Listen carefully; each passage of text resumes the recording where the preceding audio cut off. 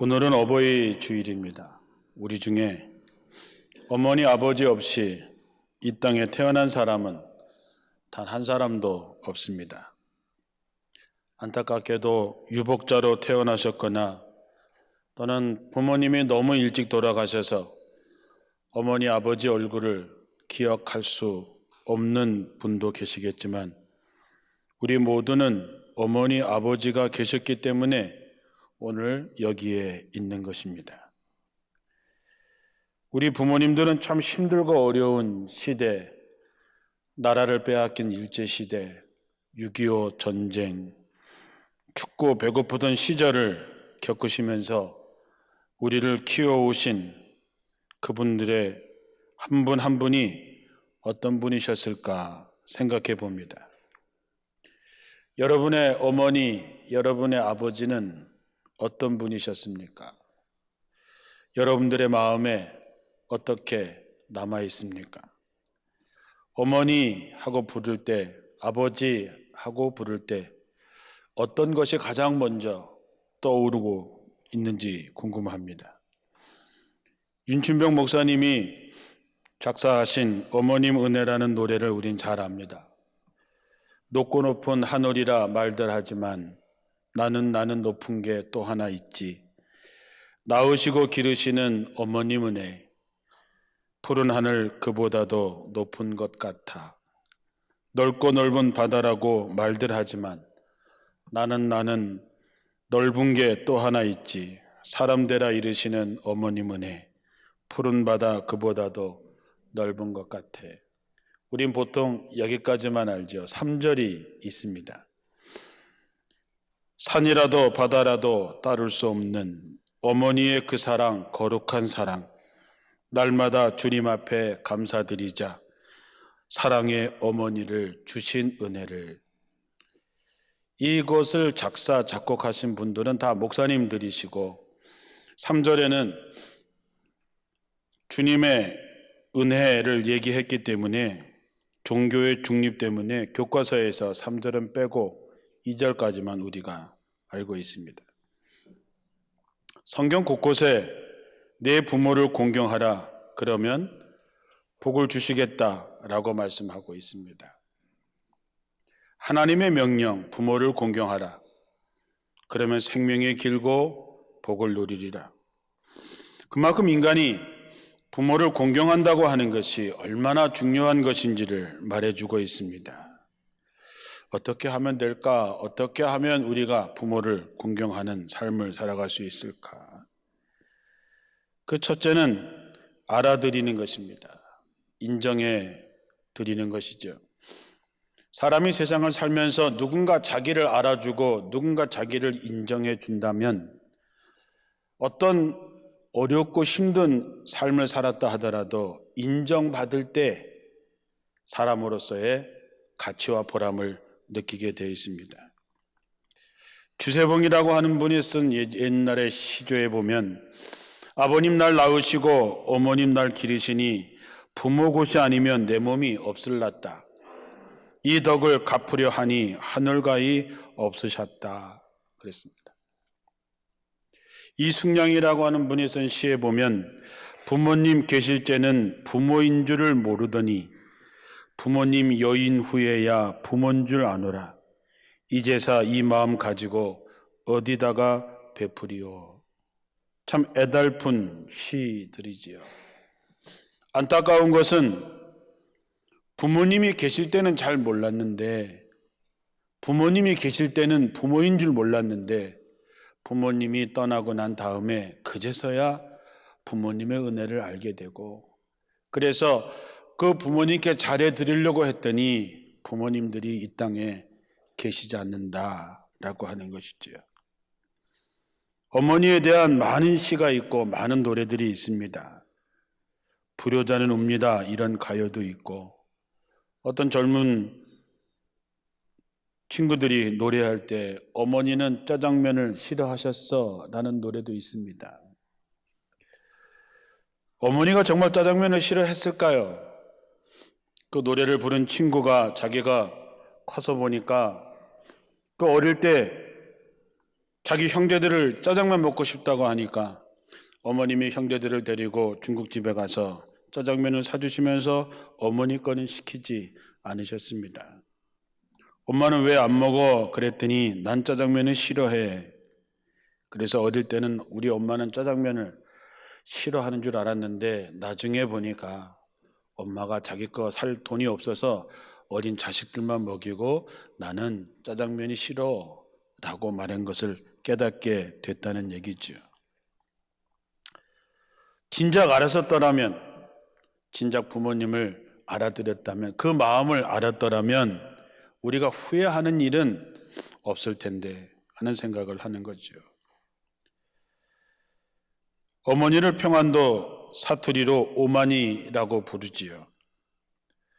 어떤 분이 제게 왜 오마니라고 부르는지 아느냐, 그래서 어머니의 평안도 사투리 아닙니까? 라고 물어봤더니 평안도 사투리는 맞는데 그게 아니라 자식을 하나 사람답게 키워 놓으려면은 5만 번의 품값을 들여야, 품을 팔아야 자식 하나 사람 만들 수 있어서 어머니를 오만이, 5만 번의 품을 팔아서 오만이라고 한다는 거죠. 그 말이 마음에 남아서 인터넷이나 여러 사전을 아무리 찾아봐도 그런 얘기는 나오진 않는데 그분의 말이 마음에 남아 있습니다. 5만 번의 품을 팔려면 하루도 쉬지 않고 136년을 일을 해야지 5만 번의 품이 나옵니다. 그래서 어쩌면 어머니는 두 손을 가슴에 얹을 때야 세상 떠나서 어머니의 손을 가슴에 모아놔야만이 어머니의 역할이 끝난다는 말이 맞는 것 같습니다. 그런 어머니, 그런 부모님을 알아들이는 것이 효의 시작인 것이지요. 사랑하는 성도 여러분, 우리가 한자에도 잘 나타나 있습니다. 어버이, 친할, 친자, 한자에는 묘한 뜻들이 있지요. 닷새 만에 시골에 장이 서게 되면 장이 서면 아들은 그동안 모았던 나무짐을 지고 장에 나무를 팔러 갑니다. 집에 계시는 어머니는 떠나나 여러 가지 농사일들과 집안일을 하시고 생각에 장에 간 아들이 있습니다. 오늘 갖고 간 물건을 다 팔았는지 우리 아들이 올해를 넘기지 말고 장가를 가야 하는데 등등 저녁 때가 되어서 해가 뉘엿뉘엿 넘어가는데도 아들은 돌아오지 않습니다. 저녁밥을 지어놓고 기다리다 못해서 동구 밖에 나가서 아들을 기다립니다. 언덕에 올라가 보니까 장에 갔던 사람이 한 사람 두 사람 돌아오고 있는데 아들이 보일 듯 말 듯 해서 한 그루 있는 소나무 위에 올라가서 멀리서 오는 아들을 바라보는 거죠. 그래서 그 친자에 보면은 나무 목자에다가 설립자에 볼견자가 이렇게 있는 것입니다. 이 글자를 생각하면 떠오르는 성경의 이야기도 있지요. 돌아온 탕자의 이야기에서 작은 아들을 기다리고 있던 아버지의 모습입니다.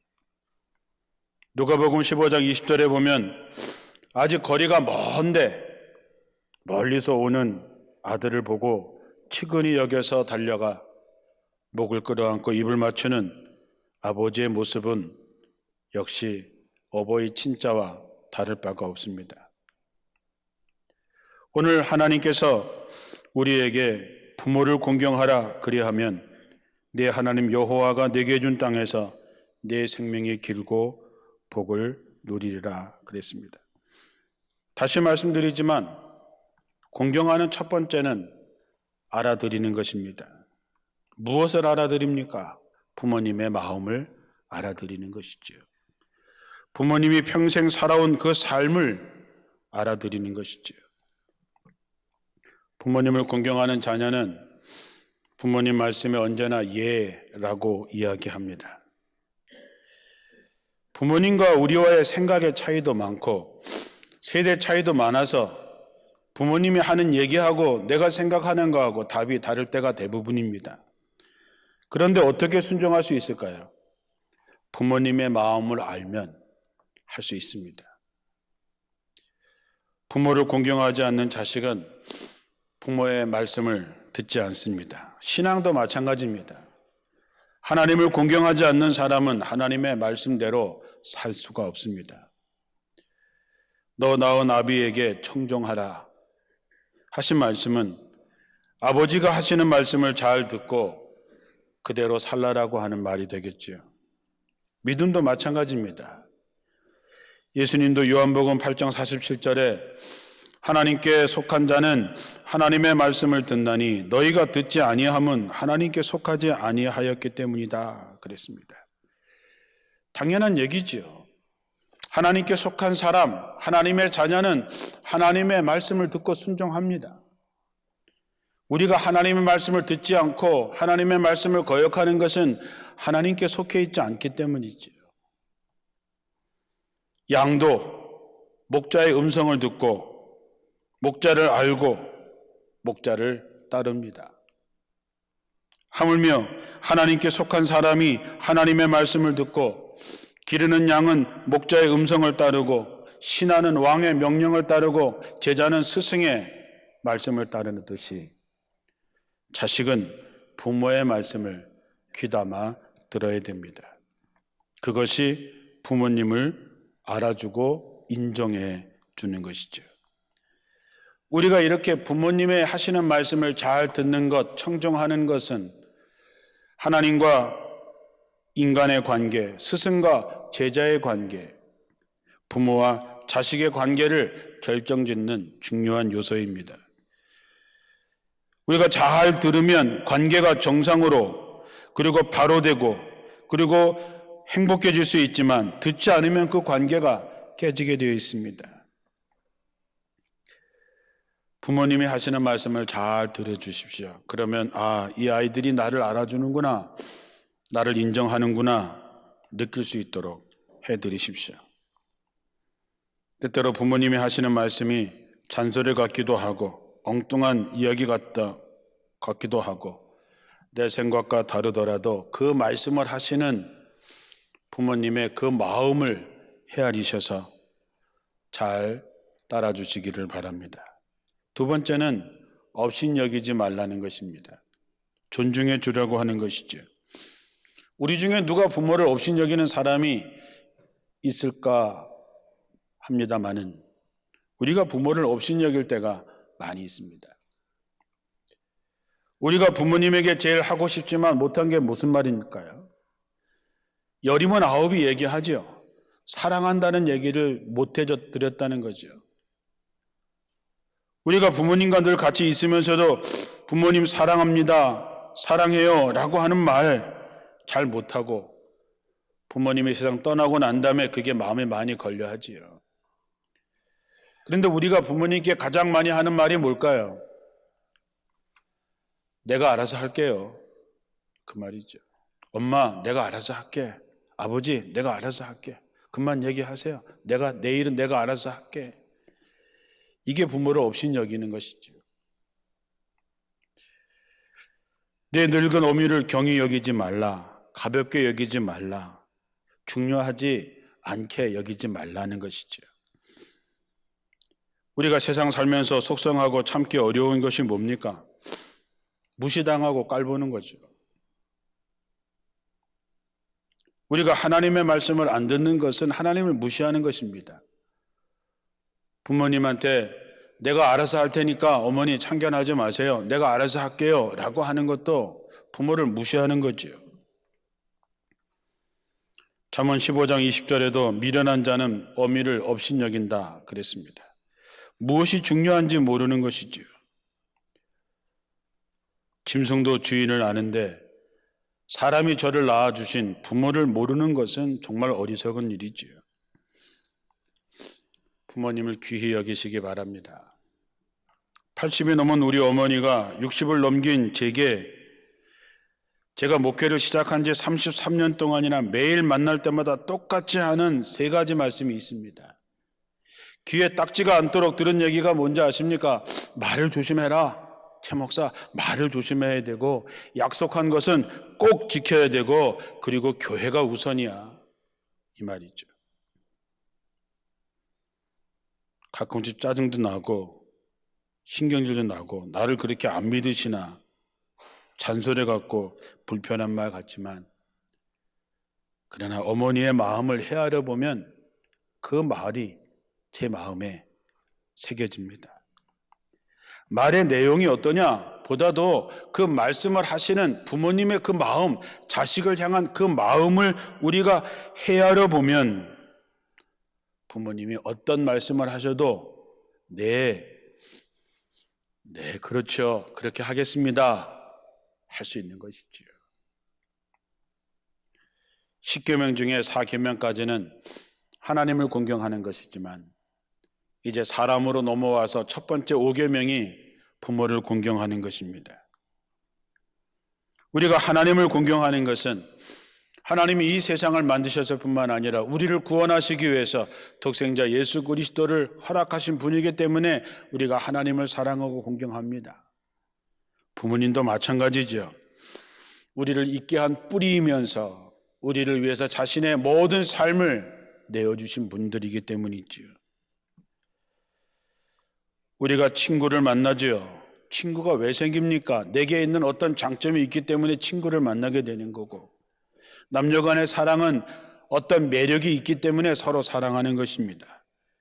내게 장점이 사라지고 내게 매력이 사라졌을 때 그들이 여전히 내 곁에 남아 있을까? 부모님의 사랑은 우리가 약해지면 약해질수록 부모님의 사랑은 더 커지고, 우리가 아프면 부모님이 더 아파하시고, 자식이 잘못되더라도 그 자식을 버리는 법이 없는 분이 부모님이시죠. 얼마 안 있으면 그 잔소리가 그리울 때가 올 것입니다. 부모는 우리의 뿌리이면서 우리의 고향입니다. 부모님이 돌아가시면 우리는 돌아갈 곳이 없습니다. 부모님이 돌아가시면 우리는 갈 곳이 없습니다. 부모님이 돌아가시면 우리가 기쁜 일이 있어도 자랑할 곳이 없고, 슬픈 일이 있어도 이야기할 데가 없습니다. 그래서 계실 때 귀하게 존중하고 잘 모시기를 바랍니다. 또한 우리 교회에도 어머니 아버지들이 많이 계십니다. 이분들이 이 교회를 지켜오신 분들이죠. 이 나라와 민족을 세우신 분들입니다. 교회에서 그분들의 수고와 희생을 알아드리고, 교회에서만큼은 존중받으시고, 교회에서만큼은 행복할 수 있도록 우리가 최선을 다해야 할 것입니다. 부모님은 우리에게 기회를 주신 분입니다. 생각해 보면 우리가 그 부모님을 어떻게 대하고 있을까? 우리가 자식을 위해서는 그렇게 모든 걸 다 하면서 부모님께는 과연 어떻게 하고 있을까? 세상에 당연한 것은 없습니다. 부모가 자식을 위해서 희생하는 것 당연한 것 아닙니다. 당연하다고 생각하기 때문에 알아주지 않고 가볍게 여기고 힘들게 해드리는 것이지요. 한평생 우리를 위해서 살아오신 부모님을 알아드리고 그 수고와 헌신을 인정해주고 귀히 여기는 여러분들이 되시기를 축원합니다. 마지막으로 부모님을 즐겁게 해드리는 것이 공경입니다. 잠언 23장 25절에 내 부모를 즐겁게 하며 너를 낳은 어미를 기쁘게 하라 그랬습니다. 효라고 하는 말이 뭡니까? 한자에 보면 효는 돌아오는 자기를 기다리고 맞이해주는 늙은 어머니를 자기의 빈 지게에 태워서 집으로 모시고 가는 그 한자가 효입니다. 어떻게 하면 부모를 기쁘게 할 수 있을까? 우리 어머니를 즐겁게 할 수 있을까 하는 거죠.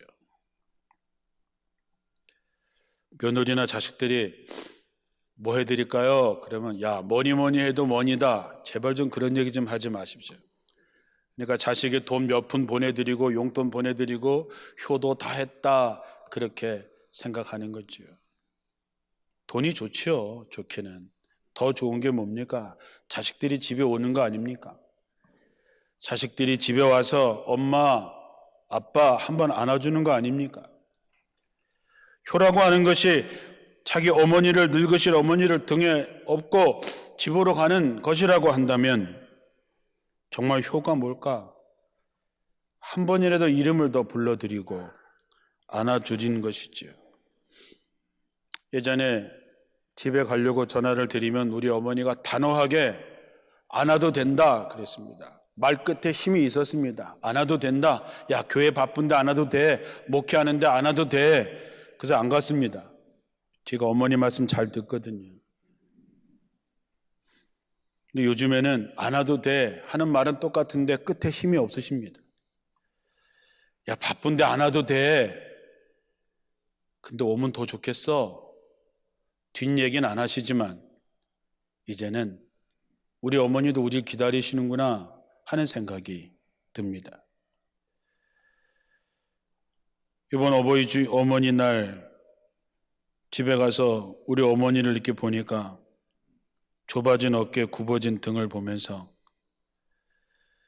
예전에 우리 엄마는 안 그러셨는데 이제는 우리 어머니도 늙으셨구나 하는 생각이 듭니다. 사랑하는 성도 여러분, 부모님은 우리를 기다려 주지 않습니다. 지나간 다음에 불효자는 웁니다.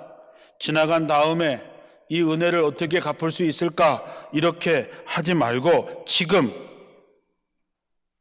내가 생각했던 것보다 한 번 더 찾아가고 한 번 더 전화드리고 한 번 더 어머니, 한 번 더 아버지 불러드림으로 부모님의 마음에 즐거움과 기쁨이 내가 그래도 자식들 키운 보람이 있구나 하는 것을 느낄 수 있도록 해드리자는 것이죠. 우리 교회의 어머니, 아버지들을 어떻게 하면 기쁘시게 할 수 있을까 고민해 보자고 또 해드리자는 거죠. 여러 번 말씀드리지만 부르지 않는 노래는 노래가 아니고 표현되지 않는 사랑은 사랑이 아닙니다. 그저 용돈이나 조금 드리고 가끔씩 찾아뵈는 것으로 마치 내가 효자인 것처럼 생각하지 마시고 나를 사람 만들려고 5만 번의 품을 파신 우리 어머니, 우리 아버지 5만 번을 파시면 50억인데 부모님이 나한테 해준 게 50억인데 그저 내가 얼마나 갚았냐 하는 생각으로 빚진 자의 마음으로 최선을 다해서 여러분의 부모님을 즐겁게 하고 너 낳은 어머니를 기쁘게 할 수 있는 여러분들이 되시기를 바랍니다. 또 하나, 부모를 정말 즐겁고 기쁘게 해드릴 수 있는 것은 우리가 잘 사는 것이지요. 그렇죠. 자식들이 잘 자라주면 시집장가 가서 자식들이 걱정하지 말게 잘 살아주면 부모가 그것보다 기쁘고 즐거운 것이 어디 있겠습니까? 더 나아가서 자식들이 신앙적으로도 잘 살아준다면 부모님 얼마나 기쁘실까요? 자식이 잘 되는 것이 부모님의 가장 만족스럽고 즐거운 일이 될 것입니다. 하나님을 기쁘시게 하는 것은 믿음이고 부모님을 기쁘시게 하는 것은 부모님을 공경하는 것입니다. 이 세상의 모든 걸 다 바꿀 수 있어도 바꿀 수 없는 것 한 가지, 부모입니다. 부모는 못 바꾸지요. 부모님이 자식인 우리를 바라보면서 정말 기뻐할 수 있도록, 즐거워할 수 있도록 어버이날뿐만 아니라 어버이줄뿐만 아니라 1년 내내 부모님이 기쁠 수 있도록, 즐거울 수 있도록, 그래서 우리가 하나님의 약속처럼 부모를 공경하는 사람으로 이 세상에서 하늘의 복을 누리는 여러분들이 되시기를 주님의 이름으로 축원합니다.